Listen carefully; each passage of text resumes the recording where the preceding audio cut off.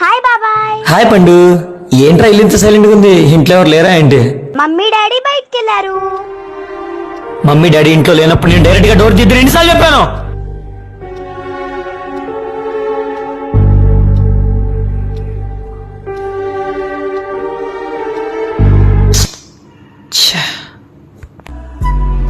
అలా కాదమ్మా, బయట సొసైటీ మనం ఊహించినంత మంచిగా ఏం లేదు. వయసు గురించి కూడా ఆలోచించకుండా చెప్తాను కొడుకు.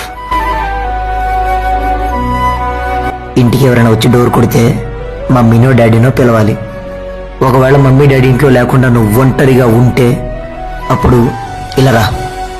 ఇలా కిటికీలోంచి చూసి వచ్చిన వాళ్ళు తెలిసిన వాళ్ళైనా తెలియని వాళ్ళైనా సరే మమ్మీ డాడీ ఇంట్లో లేరు, బయటికి వెళ్ళారని చెప్పాలి. నువ్వు వెంటనే డోర్ తీయకూడదు, అర్థమైందా?